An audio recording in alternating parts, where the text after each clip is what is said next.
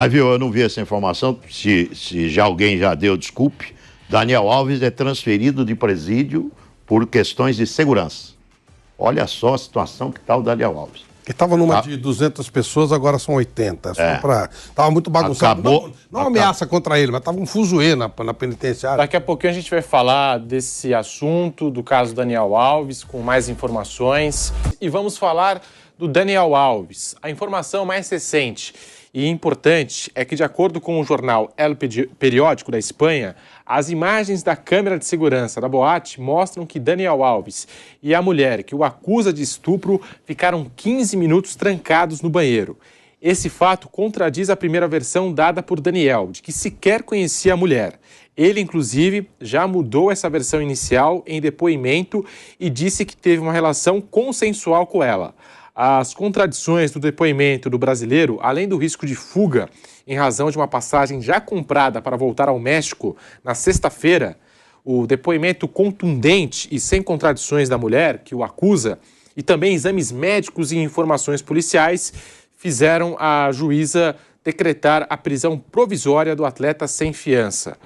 A mulher que acusa Daniel Alves de estupro afirma ter sido trancada no banheiro. Segundo o depoimento, o jogador se sentou no vaso sanitário, subiu o vestido dela e a forçou a transar com ele.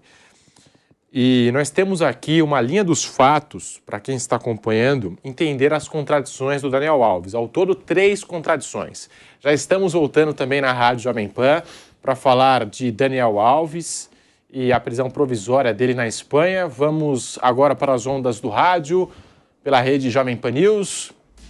Agora sim, estamos de volta pela Rádio Jovem Pan falando do caso Daniel Alves. A gente passou aqui, nesse intervalo da rádio, no canal do YouTube Jovem Pan Esportes, as informações mais recentes desse assunto. E o Daniel Alves, ele acabou entrando em contradição 3 vezes. E nós temos aqui a linha dos fatos para quem está acompanhando entender as contradições do jogador. Primeiro, Daniel Alves tinha negado a relação sexual e qualquer encontro com a jovem. Ele afirmou isso num vídeo enviado ao canal espanhol Antena 3 há 2 semanas, quando as acusações se tornaram públicas. Depois, em depoimento à juíza que investiga o caso, ele teria dito que estava no banheiro da boate de luxo Sutton, quando a mulher entrou, mas que não teve contato algum com ela e que ficou parado sem saber o que fazer. Por fim, admitiu que fez sexo com a suposta vítima, mas garantiu que as relações foram consensuais.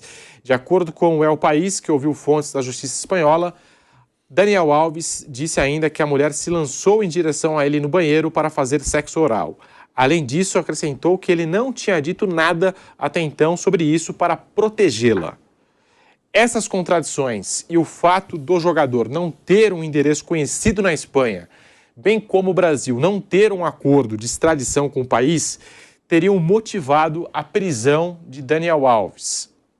Então, nós estamos passando aqui essas informações.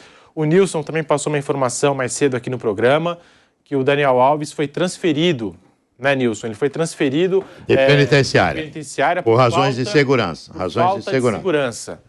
Então, tá aqui. Daniel Alves deu 3 versões após ser acusado de assédio sexual. Outro problema também de uma desinformação de uma fonte que, para mim, é muito fidedigna, conversando com a juíza, ela perguntou qual era o salário do Pumas, que ele recebia no Pumas, ele botou um 0 a mais no salário, e isso também pesou muito contra.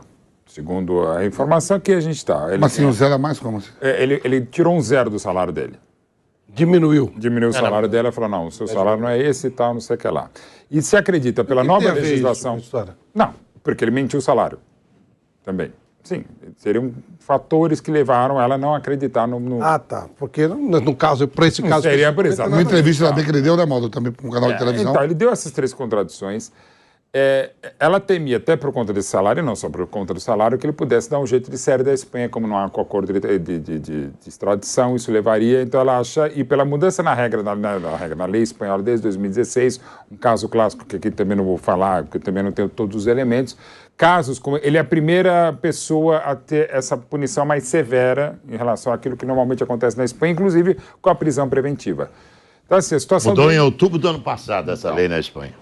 A situação dele é muito delicada mesmo, não estou aqui analisando, apenas falando, não estou entrando no julgamento no mérito, mas é só dizer que uma pessoa que muda 3 vezes a versão e parece que nem os próprios advogados estão, inclusive, se manifestando a esse respeito, lamentavelmente, em todos os sentidos, e sobretudo para a vítima, que é a mulher. Corre o risco que nem o Mendy, de ficar que o Mendy, do que jogava no City, ficou, né?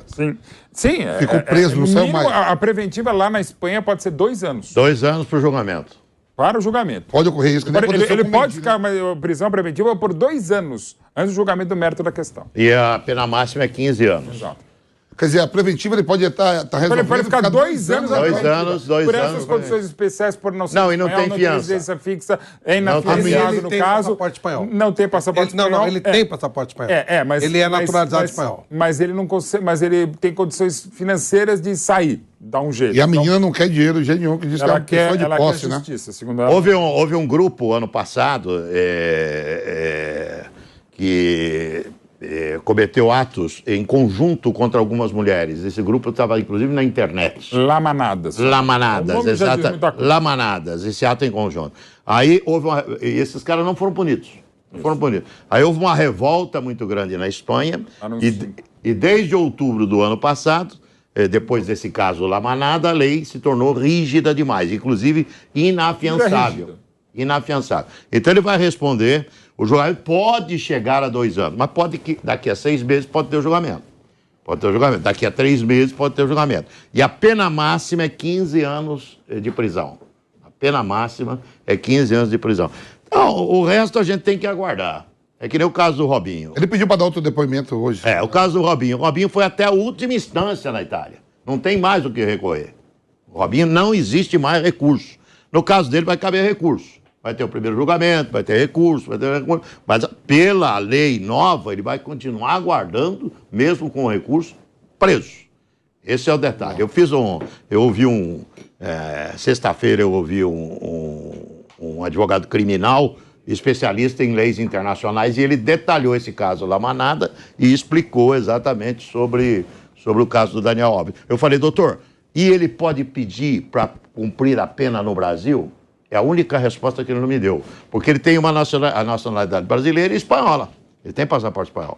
Então ele pode pedir para cumprir essa pena no Brasil?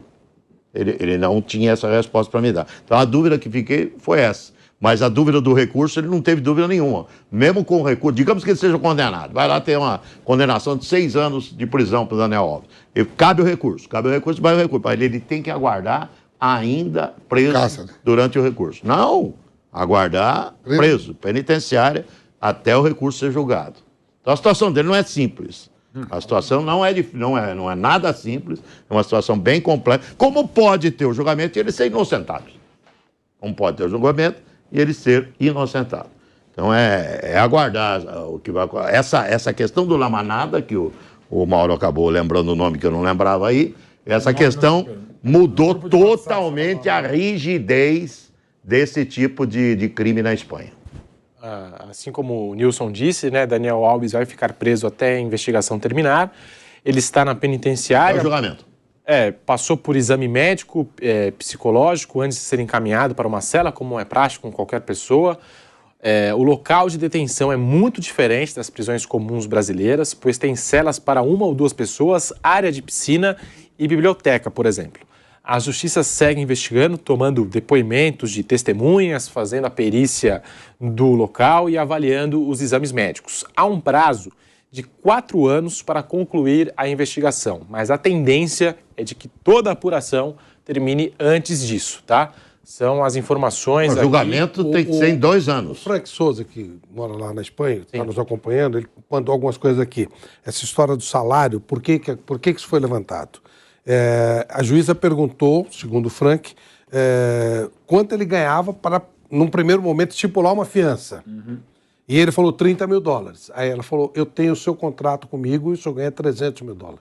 E aí o negócio começou a complicar. E ele explica realmente, sobre o que o Nilson falou, a pena de 12 anos, de 4 a 12 anos. A mínima de 4, a máxima de 12. E aí o Pedro já acrescentou, vai ter um tempo de processual e tal. Esse é o julgamento demoraria 2 anos no máximo. Mas esses 2 anos é preso. Não existe... Essa história da fiança que eu estou estranho, porque é crime inafiançável. A partir de outubro, depois dessa história do La Manada, não existe mais fiança. É crime inafiançável, esse tipo de crime que está enquadrado. A princípio era agressão sexual, agora... Talvez por isso, em algum momento do processo, ela tenha perguntado alguma coisa e aí essa contradição de informação já... Aí a menina agora, ele mesmo disse que teve o ato sexual com a moça, só que ele está dizendo orientação... Por que ele mudou? Orientação dos advogados. Ele mesmo entendeu que houve o ato sexual, só que com o consentimento da moça. Não havendo consentimento, passa a ser estupro. Sem dúvida. Passa a ser estupro. Sem o consentimento, passa a ser crime de estupro. Tem os exames também, né? Que tem tudo, né? Tem apareceu o sêmen. Porque... Apareceu o sêmen dele na roupa da moça. Porque ela fez a denúncia logo depois, né? Logo depois. E lá na Espanha tem também uma coisa também bastante evoluída, que é um protocolo em casas noturnas. Para você, porque nesse caso ela já chama e já tem todo um protocolo que esperamos que tenha no Brasil e outros lugares também, que você passa para o exame de corpo de delito, vem ambulância, assistente social. Os seguranças têm que chamar a polícia na hora. Quando chamou, ele já não estava... Já na hora, tinha vazado. ele tinha saído, Já mas tinha ela fez todos os exames possíveis. Bom, a situação não é simples, a situação dele é bem complexa. A gente segue acompanhando esse caso aqui na Jovem Pan Esportes, Jovem Pan News, em todas as plataformas. Em breve com mais informações sobre esse caso Daniel Alves. Mas a gente vai encerrando por aqui. Obrigado, Vampeta, Flávio, Nilson, Mauro Betting. E amanhã tem mais Bate Pronto, meio-dia.